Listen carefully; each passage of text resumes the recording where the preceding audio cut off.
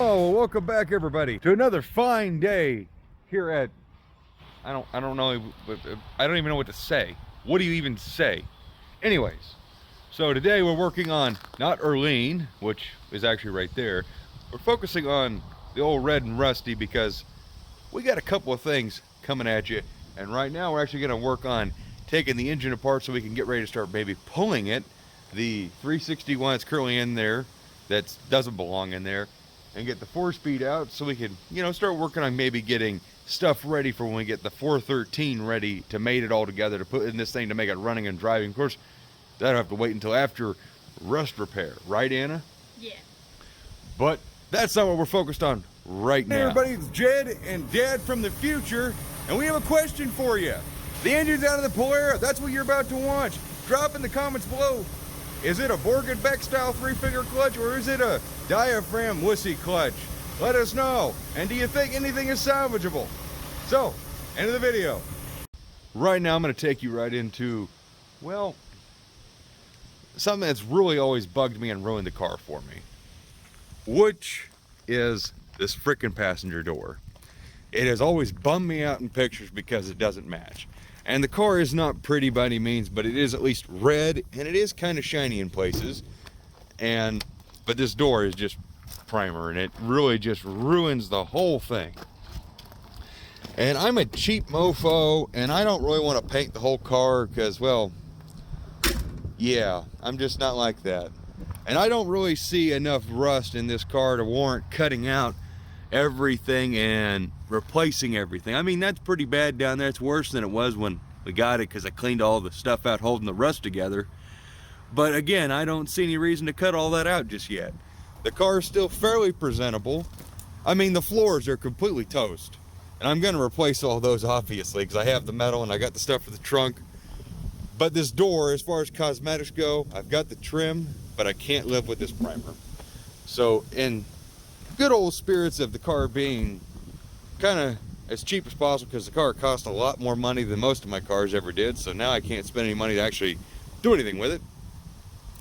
We're gonna make this door at least kind of look like it belongs. So we've been buying lots of different red spray paints trying to find the right stuff, and luckily we actually had a piece of paint chip off right here, and we were able to take that to the store and match it to a red that's not identical, but it's just about as close as we're gonna get, I think.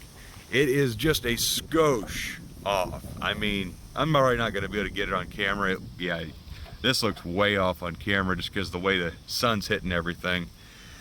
But this red is pretty dang close. I don't know, it doesn't look right on camera. Anna, look at this. Look at how different it looks on camera. Of course, it is the sun hitting it completely differently. Yeah.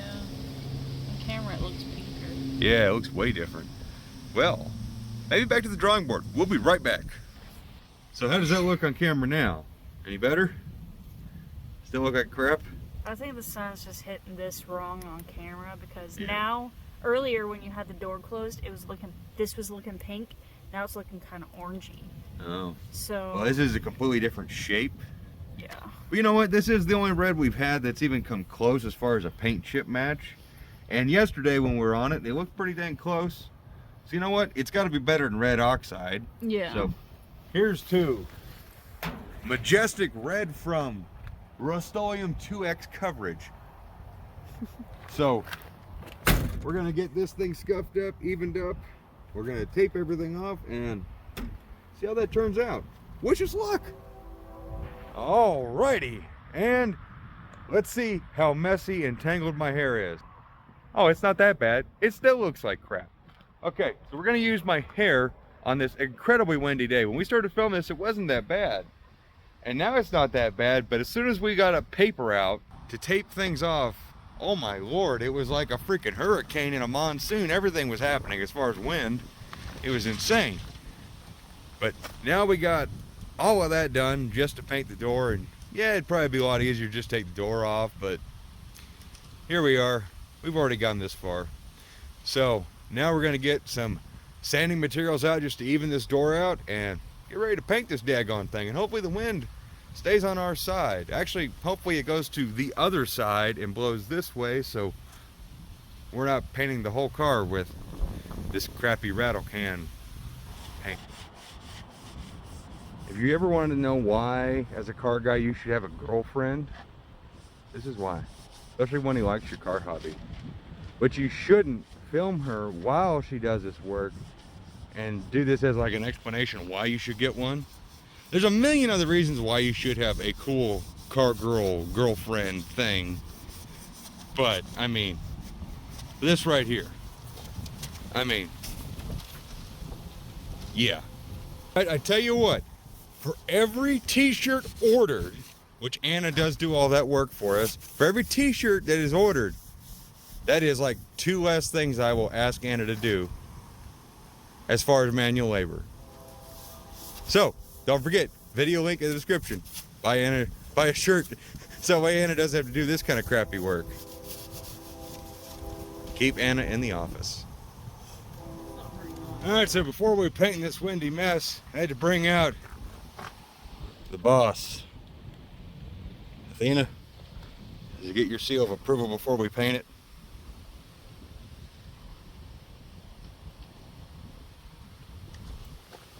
I think she's too focused on the floating leaves. Oh, yeah. She might be too focused on the rest of the world to really care what's going on with the Polera, but all right, we'll wipe this down, get ready to paint her. Alrighty, so thanks to the help of Mom and Dad and Anna. Anna is in the house somewhere. We got the car pulled up a little bit out of the wind. I was actually fighting it. Mom and Dad were right. I was gonna fight the wind and I ignored them. I was wrong. They were right. The wind was gonna suck. So this is like the second coat, light coats with this paint. And yeah, I mean, you can see it's not exactly the same, even here on camera, right here. But I think it's gonna be about the closest we're gonna get for now, as far as using just cheap rattle cans, because we just want to make this thing more presentable. And a primer door, that kind of ruins it. And I don't want to paint the whole thing, so we'll put a couple more coats on that. We'll unmask it and see if we're anywhere close. So I would like to go ahead and point out, as this paint dries, we sent Dad on a paint hunt, and apparently everybody sold out of this particular red. But I just want you to see that, yes, on camera you can still see a very visual, distinct difference. Like, it's obviously not the same red, but can we just admire that it's pretty close still? I mean, you guys may not be able to see it as well as I can, but it is pretty daggone close. But I think I've got an idea on how I might be able to make it kind of blend into these chalky areas down here, because this is going to be really stark down here, especially when you get to these marks. So I think I got an idea how I can make that work. And it's basically an art project. We're not really doing anything to the car to make it look quote unquote cool, but what we're doing is just keeping it looking old, basically. All right, so here's you guys a little update. I just put on like the 4th or 5th coat. We went and found paint last night, and it's curing. It's drying right now. Now, I kind of reacted. I knew I should have probably sanded it this morning or wiped it down, but I chose to be lazy. And it kind of bit me in the butt, but I think it's going to pay out in the end, because I'm going to have to buff the paint out and probably sand it a little bit, which means I might be able to get it to match a little bit better. But as this stuff dries, it gets much closer to the original color. So here's to unmasking this and letting it dry. All right, so let's see how this looks on camera for you guys. Huh? Huh? How was that? How is that? So I had to wheel the car up here in the light because I wanted to show you in the light how it was gonna look. That's really not too bad, at least on my eyes, as far as looking at the camera. And I mean, for literally just eyeballing a rattle can match, it's not too bad. Now, okay, so here's the problem we ran into. Is the paint got kind of hazy, got kind of cracky. That's okay, because it's old paint. Well, it's kind of old and cracky and crappy.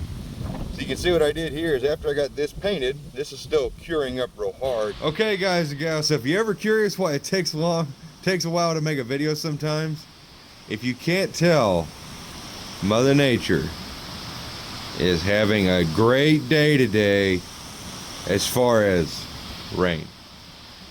So You have to wait until it dries out. Unfortunately, it's supposed to rain like this basically all freaking week. So, I'm gonna go find another video to film. Hey guys and gals, here's you another update on the little bit of rain we got. So Dad was saying it'd be nice if we got a little bit of rain, we could use it. That's the lake right there.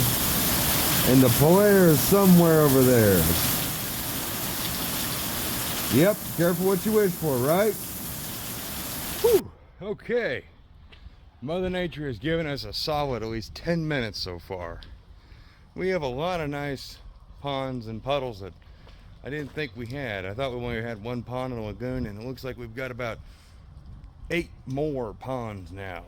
Anyways, so with my little bit of break, I decided to see if that Lucat fix it would actually do anything with this rattle can paint after it reacted a little bit. And well, this is how it's dried. It's more of a matte finish.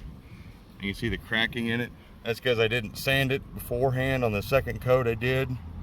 After it kind of cured up, I knew it was going to do it, but I went for it anyways. So I took that Lucat fix it. Look at that. I mean, literally, we're looking at the exact same paint. I literally just polished this out like 2 minutes ago. And if we can focus, and we've actually got the fade job blended up into the fender, and I'm probably gonna move this fade forward quite a bit because you can see where it's starting. So I'm gonna have to bring this more and push that side back. And it actually seems to work pretty good. And then look at fix, it's bringing the shine back. At least it'll be a comparable shine. And it's really smooth, but you can still see imperfections in it, which will be good since it won't be perfect. So sometimes Mother Nature gives you a little bit of a break. Other times, well, maybe not so much. Yeah, at least it ain't thundering yet, knock on wood. Oh, all right, guys and gals. So, for the sake of making a video, we're going to remove my 7340 Duster, my rust-free California car. Well, kind of rust-free, mostly rust-free car. It's in the storage shed next to the Barracuda, so we can put this beautiful minty gem of just complete pinnacle of non-rust. Don't look at that spot right there. Don't look at that, or that one, or anywhere underneath, or really just Definitely don't look inside the car. Yeah, you see right there? That's the good part of the car, right there. Anyways, so we're gonna take that thing and we're gonna put it in there. We're gonna take the nice car and put it out here in the middle of the rainstorm where it's gonna rain for the rest of the week, because that's logic. Just like the 70 Charger, it's sitting outside, just going to crap while we work on, well, that. Yeah. Anyways, so enjoy this time lapse.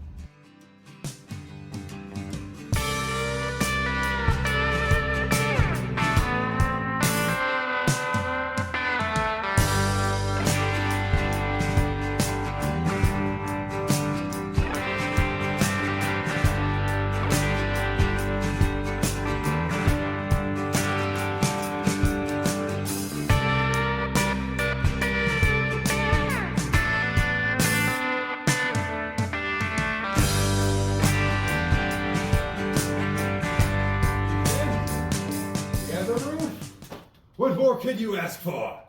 And like all of my parking jobs, she's crooked. Very. But we didn't hit anything yet. We didn't. Alright, that's going to happen as I turn the camera off. Alrighty, so Arlene is out here and so is my Duster. And look at those freaking wheels I bought for her. I did not put my rocket injectors, but I thought I'd give these, torque thrusts a shot. Bought those off a guy on Marketplace, pretty cheap. So, figure it'll be better than the Pro Stars. So, fortunately, she's getting misted on, but thank you to Anna. Best girlfriend in the freaking world right there, wearing a Mopar t-shirt at the best part. We got the Polaire in there, and it looks so right. I can't wait to uncover the Barracuda and show that. But now we're gonna get the Duster kind of straightened up, get it covered up, and hopefully she won't get too crappy while I figure out where to buy paint from. All right, guys and gals, so it's the next day. Got some sleep, and now it's time to, well, try and make this look pretty decent. We got her all dried off, blowed off, and, well, here's to trying to make that look better and shinier. And, well, yeah. Okay. Time to alrighty, guys and gals. So right back in with the Polaris paint. So I want to show you something. It's freaking cold. Like, cold. Like, 24 degrees is a low today. So the weather has changed immensely in the past past, I guess, 5 days of filming of this, or roughly maybe 6 or 7 now. But I did actually get the paint on the upper door piece to actually develop a shine again. It's not quite the high gloss shine that the paint had originally, but it's pretty good. Now, as far as match goes, it's never gonna match, never. And the camera does not do it any justice, whereas in pictures, well, some pictures, and well, that definitely don't work in here with how dark it is, but yeah.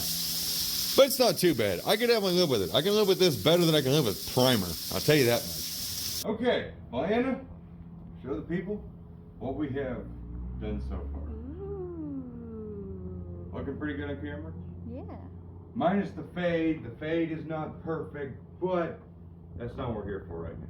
We're here to show you that we got the centerpiece mostly done. Diana, come on over as we show off. Now I gotta get this bracket off underneath, but the potential mirror, I'll get another one just like it. I've been perusing eBay trying to find mirrors that'll cover these 2 long mounting holes. And this guy, I kind of dig because, well, the design in here kind of reminds me of the headlight of the Polara. And, well, I mean, it's just the right amount of freaking gaudy 60s amazing. It really is. So, if you come look at the front of the car, you put this mirror right next to these headlights, I think it just almost fits. If I was back in like 65 or 6 when, say, this car was a couple years old and needed mirrors, that's probably what I would buy.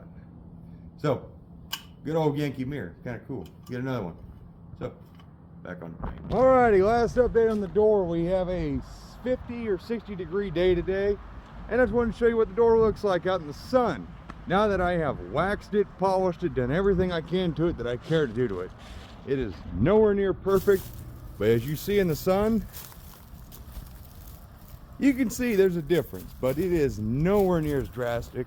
And I have some photos that if I remember to throw up, I will show you them, that actually show this kind of blending. So I'm pretty happy with it. It's got a heck of a lot better shine to it than it did, and it'll never be perfect, but I really don't care to repaint the entire car. I really don't. So with that, let's start getting that drivetrain out of there so we can get ready to start building a new one.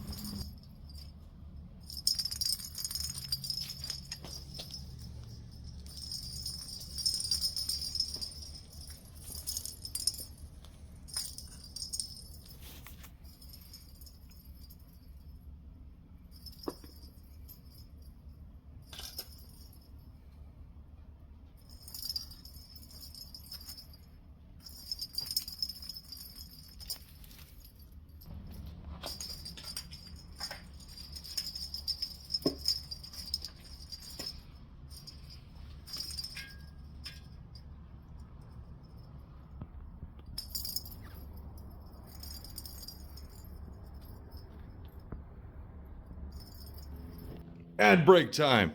Howdy everybody. I hate to be this guy, but I've got to be this guy because I invested in t-shirts because, well, I finally was pestered enough to finally invest in some. So we got a limited run of 200 of these 07 classic Scott Speed Shop shirts. I'm wearing mine right now. It is freaking cold in Kansas. And this is actually a really nice shirt.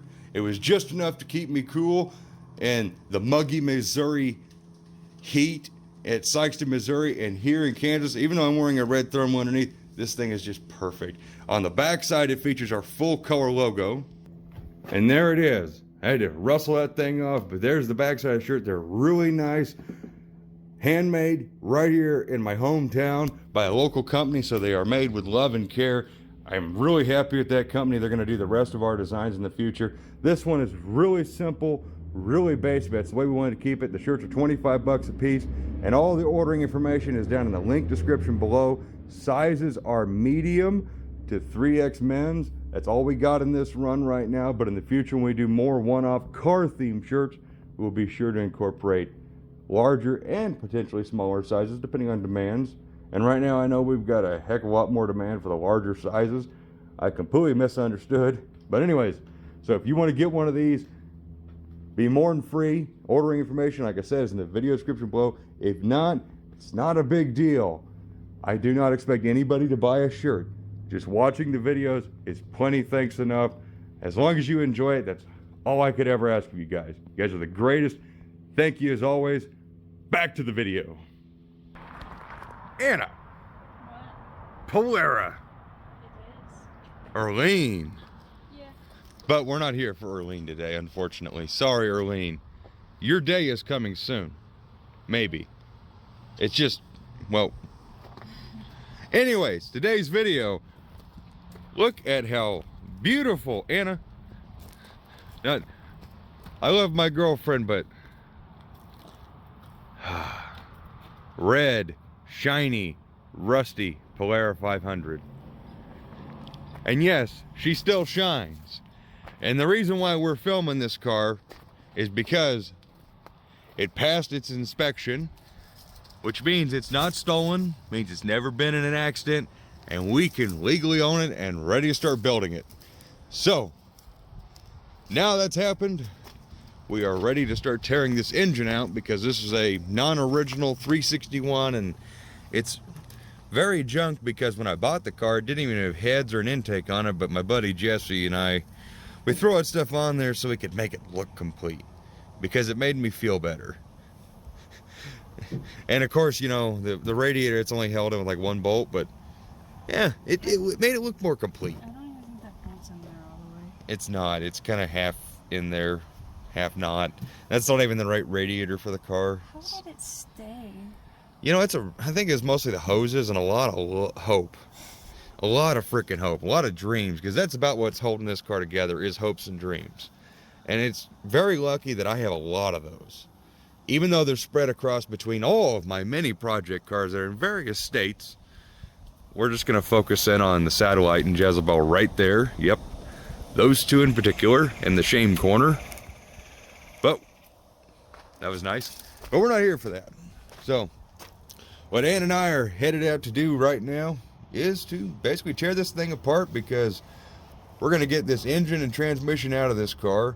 So when we start doing the floor pans and all that other kind of work, it'll be a lot easier. We're not worrying about dodging around the engine and transmission. And plus we can start getting that transmission cleaned up and mated to them once it's done.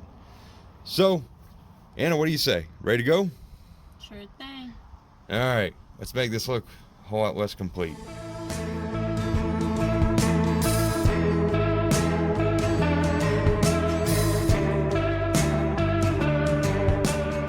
All right, and with that basically tells us this engine is basically completely bone stock. That was probably just thrown in here just to make it look complete. So I'm not going to worry too much. Probably going to worry about trying to get the crank out of this thing. It's probably a good steel low deck crank. The rest of it, I mean, if anybody really wanted a 361, here you go. But I think there's probably better ones to start off with if you really wanted to do a 361. I mean, but if someone out there wants this, it'll be in the barn probably. But email me first, please. Don't just don't come and take it. Please let me know first that you are interested. Because I may rob a bunch of parts off it and I may take it to junk. I don't know. But anyways, now I know there's really nothing special hiding about this engine. Now we're just going to focus on yanking it out of here and, well, yeah, that. Get rid of this junk so that way there's less junk in the junky car, right? Right? Okay. Athena, what do you think about it? Is it as bad as we think it is?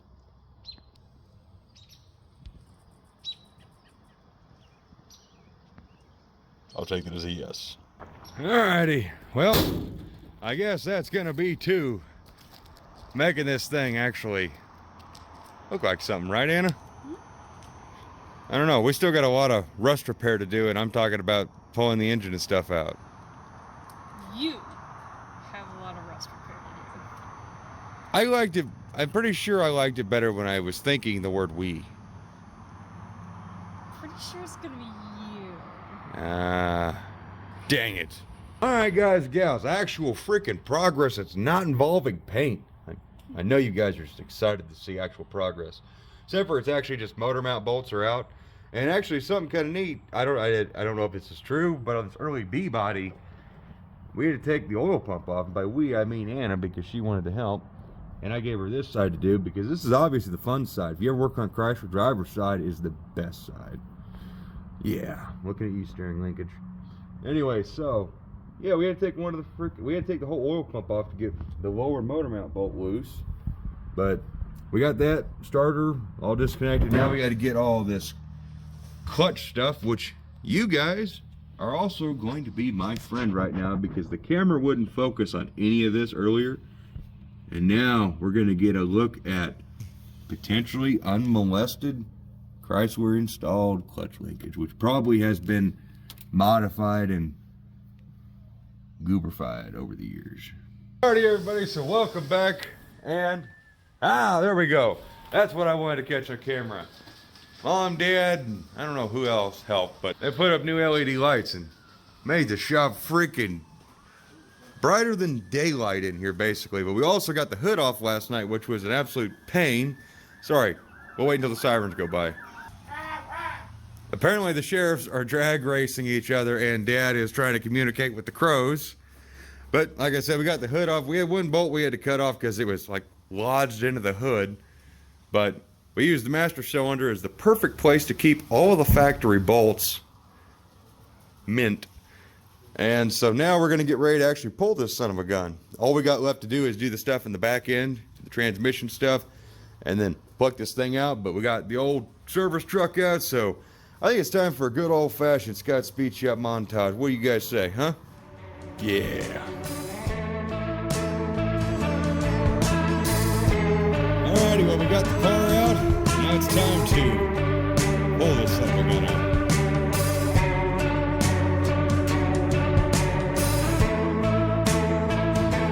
Alrighty, so here's the progress update. There's a chain up here. And well, we've put her dad to work. Look at him. He's in his natural habitat, as happy as can be. You don't get that kind of smile anywhere else.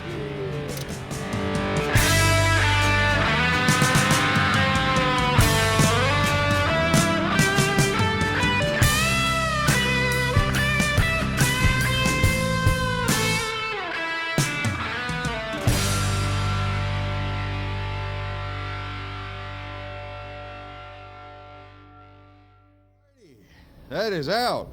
How do you feel about this one, Dad? It's a shame it got abused. Oh, it's not even the original engine. Still a shame. It is a shame. It could have been a decent big block, even though it's a 361, but ain't nothing wrong with it. But, oh well. Hopefully everything on this end is still decent enough we can maybe use it. Not I got a spare transmission we can use, but everything came out pretty good. Motor mounts look good. The trans mount looks good, because that's really good because they're really expensive to replace. Early B-body stuff. So we'll probably be reusing those regardless of what people say. But now she ain't got an engine. So now we can start working on these daggone floor pans. Well, I gotta get the seats back out now. Dang it. Lights look on. Windage tray. Yummy. Oh. Oh, that's, the camera's facing upwards, so it can't see this yumminess. Well, at least I know it ain't rusted out.